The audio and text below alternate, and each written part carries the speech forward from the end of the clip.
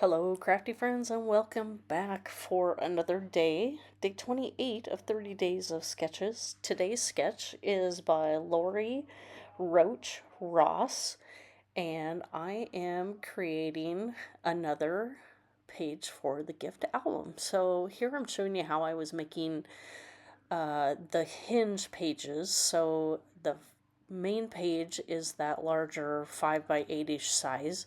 And then on a few of the pages, here you can see that I should have taken off the lightly adhered photo on the flap as I was planning things out because I kind of got it stuck there. But I do get it out and it wasn't damaged, so I was able to use it. But yeah, maybe take it off the back before you attach the hinge on.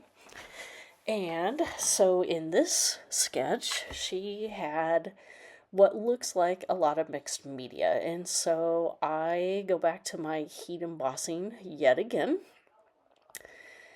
I am using this background stamp that I just recently got. It's from Studio Light. I think it actually just came out.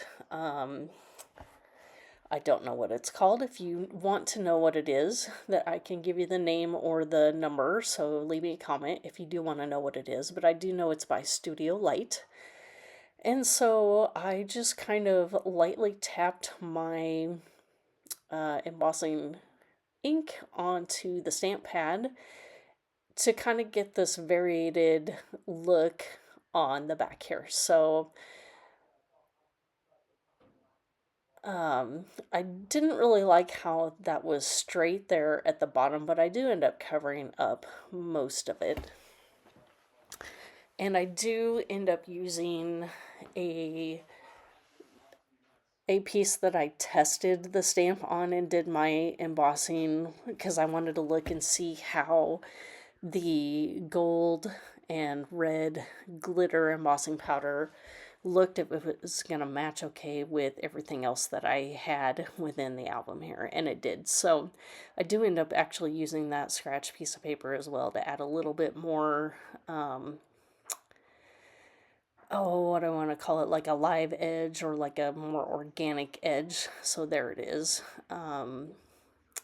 underneath both of the pictures, since most of the embossing is at the top. So here you can see what I'm going to do here, that I just kind of cut. It looks wonky, but once you get everything on, it actually turns out fine. So there I have that little piece there, and then this piece I'm going to use, I think, do I put it all? Yes, so I put that there, and then that little piece there. And by the time I add all my embellishments and everything, it isn't going to look as strange as it does right now. So here I have moved on and already started to, I guess, dry fit all of the embellishments that I'm going to use. I have this 49 Market frame, which has a hole at the top like a tag. And so I do put some baker's twine through the top. I tie a knot through it, and then I use my tiny attacher to kind of loop it around and give it some movement and interest within that that element there. So I did glue my picture onto the back. I'm just trimming it off, so trimming off the excess there. And I do end up adding a little bit of this washi tape just to kind of hold it down until I get the final bit glued to the back of the layout here.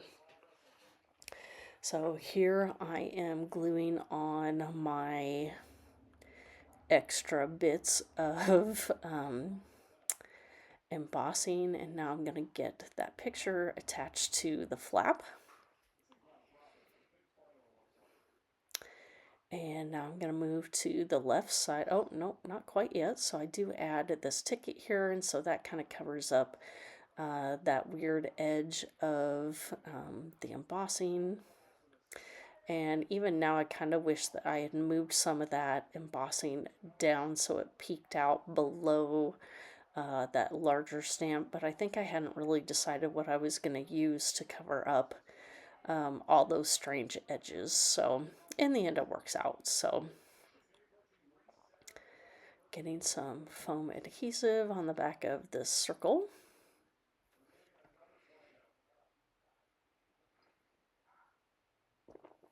Get that put down there. And now I'm going to move over to the other side where I did cut that longer photo strip in half. And I'm going to make it more of a staggered look with the photo strips here, or film strips, whatever you want to call them. And these are not the acetate ones. These were the laser cut ones that came in various collections. I actually think these came from last summer's collection, front porch, I think is what it was called. So I get those up there, and then I'm going to add some of the tickets that I have used throughout the album. And let's see.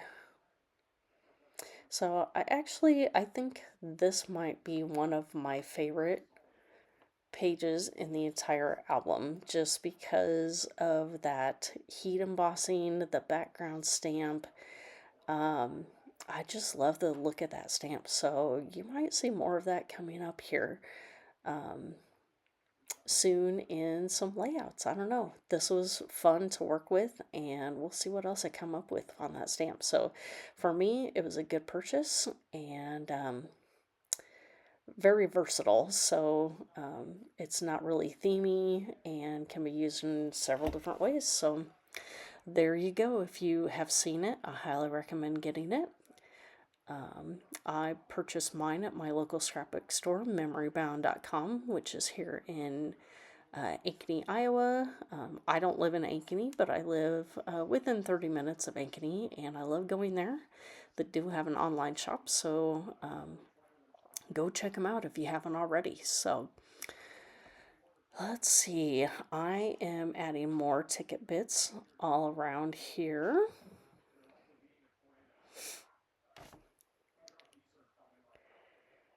And let's see, what else am I doing? Oh, more foam adhesive. I'm kind of running out of things to say about this album, so it has been fun putting this together. This is actually the last sketch that I am using for the month. And I might go back and do a couple others after the month is over, but I do have some other projects that I want to get started on. And plus, I'm going to be gone in June, so I had to get some of my work done ahead of time. So, yeah, I'm glad that I actually got to play along more than I thought I was going to get to. So here I think I've added about all the little bits and pieces that I can on this, and that's pretty much going to wrap things up. So I will do a flip through here coming up towards the end of the month once all the pages have been shown. Here are the close-up shots of the page. If you have any questions for me, please feel free to leave those down below. Otherwise, I will leave links for everyone playing along with 30 Days of Sketches, as well as my links for my Instagram as well as Pinterest. And if you wouldn't mind giving me a like and subscribe if you haven't already. So thanks for stopping by. We will see you next time. Bye.